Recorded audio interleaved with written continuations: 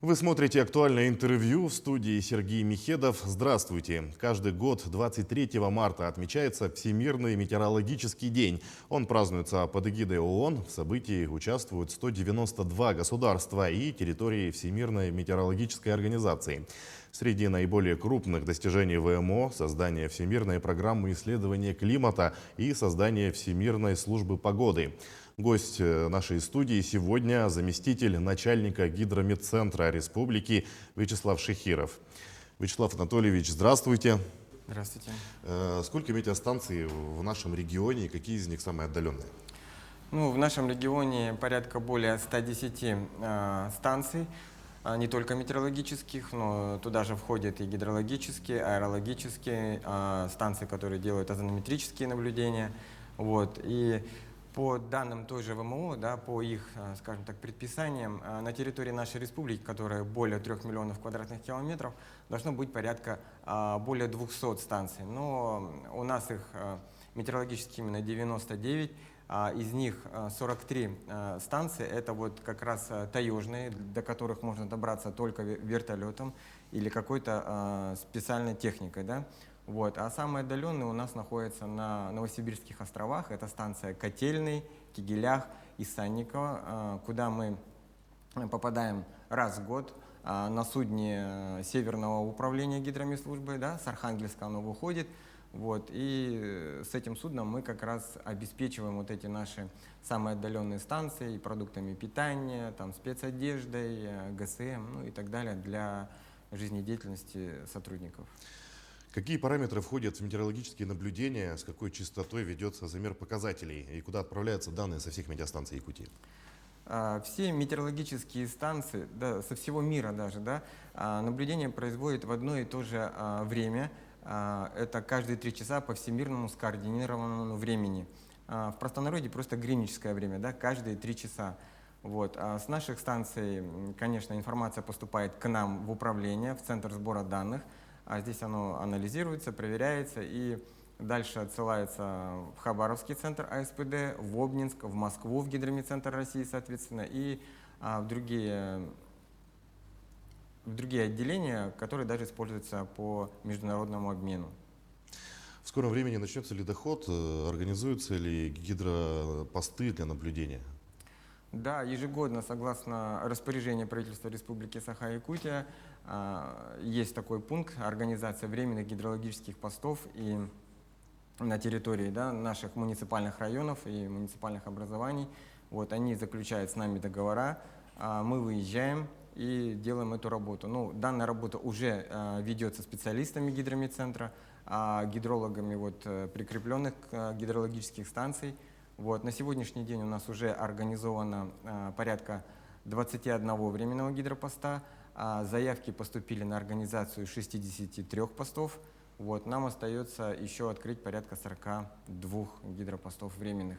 И, конечно, бы хотелось отметить, наверное, глав вот этих муниципальных районов и образований, которые подходят со всей серьезностью к этому делу, потому что, ну, по большей части, это тоже касается их, потому что вдруг в период возникновения ЧС, да, только наша служба ФГБУ Якутского ГМС может подтвердить факт ЧС, вот подтопления, да, вот данного населенного пункта, потому что мы являемся единственным полномочным представителем Росгидромета на территории республики.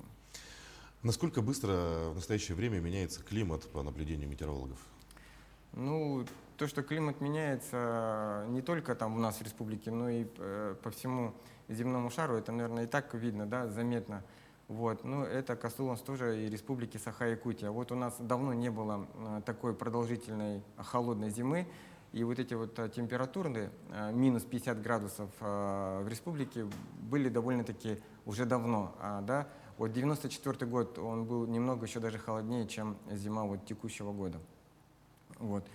Ну, природа, она все равно не сдается, пусть она меняется, да, немножко, но все равно она свое возьмет. Вот, пожалуйста, мы уже отвыкли, да, от таких морозов, и чуть-чуть у нас там приморозило, буквально у нас вот с 23 по 26 января у нас здесь на территории города Якутска было объявлено вот это штормовое явление, как аномально холодная погода. Такого уже не было вот практически давно, где-то, наверное, даже с 94 года.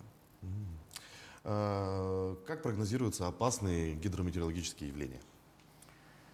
Ну, для этого необходимо, чтобы сделать этот прогноз, как раз вот информация со станции поступает, да, в Якутское управление гидрометслужбы. И на основании каких-то гидродинамических моделей, расчетов, тех же вот наблюдений температуры воздуха, направления скорости ветра, да, атмосферная влажность, атмосферные явления.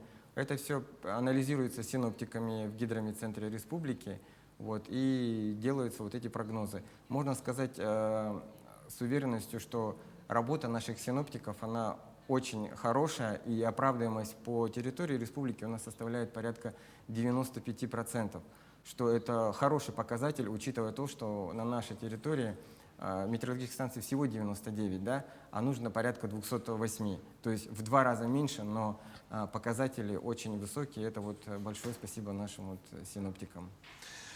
Хотелось бы больше узнать вообще о работе метеоролога. Все-таки сегодня профессиональный праздник. Что входит в обязанности метеоролога и достаточно ли специалистов в этой области у нас в регионе? В обязанности метеоролога входит вот наблюдение за температурой воздуха, сила и направление ветра, облачность, атмосферные осадки вот эти, да, дождь, снег, гроза, туман. Это все наблюдается, кодируется, заполняется и вот и передается в Якутское управление. Да, сотрудников у нас, конечно, маловато, есть кадровый голод.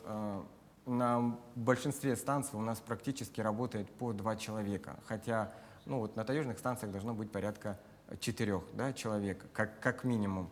Вот. А на вот этих удаленных станциях, там, конечно, вот, которые я назвал выше, это Кигелях, Санникова, да, Котельный, там штат станции более 10 человек, но по факту может работать тоже всего 4. То есть я не то что призываю, а хочу молодому поколению, да, чтобы они заинтересовались вот этой службой. Это очень интересно наблюдать за погодой, да, самому даже вот иногда интересно смотреть и может даже обращать внимание на какие-то приметы, хотя, может быть, они сейчас не совсем актуальны в связи с тем, что климат немного, но все равно поменялся, да, а приметы, они основаны на каких-то вот в свое время каким-то церковным праздникам, да, кто-то к сельскому хозяйству, да, вот что-то подобное. И вообще хотелось бы сказать, наверное, словами Михаила Васильевича Ломоносова, человеку больше нечего просить у Бога, если он научится предсказывать прогноз погоды. Для каких сфер необходимы вот прогнозы? Кто чаще всего вот берет эту информацию? Кому она необходима? Ну, информация нужна, конечно, для энергетиков, ЖКХ, вот, топливно-газовой промышленности. Вот они к нам, конечно, обращаются, да, и мы все время делаем отчеты, даже ежемесячно, насколько получается при использовании эффективного прогноза погоды, что происходит какая экономия средств. А обращаются ли оленеводы за прогнозами погоды вообще? Вот интересуются?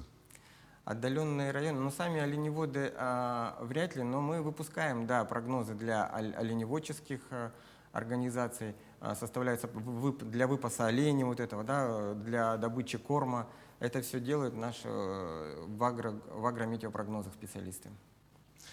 Хотелось бы вернуться, да, к периоду паводковому. Вот в каком режиме идет работа непосредственно вот в паводок? Какие-то особенности есть работы именно в это время? Ну, конечно, когда вот ледоход зайдет на территорию республики, у нас уже посты переходят на более учащенный замер, да, через каждые 4 часа, но учитывая по обстановке, если обстановка уже будет там близка к чрезвычайной ситуации, то, конечно, частота производства наблюдения, она увеличивается, там, может быть, через 2 часа, через час, вот. Но люди работают, и мы на период вот этого прохождения паводка на посты еще дополнительную ставку вводим рабочего, чтобы, ну, помочь наблюдателю, потому что, ну, нельзя работать несколько дней не отдыхая, никто так не выдержит, поэтому как бы один человек работает, скажем, в дневное время, другой в ночное время. Ну и В период прохождения, да, ледохода всегда организуются также по распоряжению правительства оперативные группы МЧС Республики Саха-Якутия, куда входит обязательно один представитель гидромедслужбы, который совместно с ними делает ледовые авиаразведки, консультирует их по ситуации, по ледоходу, там, что ждать, что будет, ну и так далее. На какой максимальный период вообще возможен прогноз на будущее, да? Ну и хотелось бы вообще услышать, какой будет весна у нас в этом году. Вы имеете в виду прогноз в плане погоды? Да, в плане погоды. Ну, как говорили руководители некоторые, что ни один уважающий себя синоптик не сделает прогноз на месяц вперед.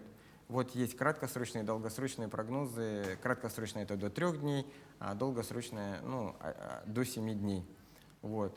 Но есть институты, которые вот в НИГМе, они делают прогноз там, ну, по специальным моделям, анализируют, и они там прям дают на полгода. Но такие прогнозы, они оправдываются где-то от 60 до 70%. Вот. А что касаемо прогноза на апрель, то в принципе апрель у нас ожидается немногим выше нормы на 1-2 градуса. Так что в принципе есть небольшие как бы аномалии температуры. До 1 градуса, до 2 градусов будут выше среднемесячной нормы. До создания метеослужбы люди верили в приметы. Вот, по вашему мнению, совпадают ли вот народные приметы с фактической погодой? Ну, как я говорил выше, климат все-таки поменялся так или иначе, поэтому приметы некоторые, они, может, уже даже не актуальны, да, уже как бы вышли из моды, скажем так. Вот, поэтому я верю только в науку. Вот, и вообще составление прогноза — это какой-то маленький процесс исследования. То есть, да, синоптик анализирует всю поступившую информацию и на основании его делает прогноз. Вячеслав Анатольевич, спасибо, что пришли к нам, ответили на наши вопросы. Поздравляем вас с профессиональным праздником. Спасибо.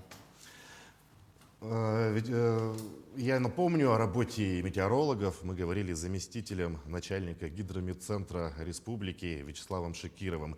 Берегите себя, носите маски, соблюдайте безопасную дистанцию в общественных местах. Оставайтесь с нами.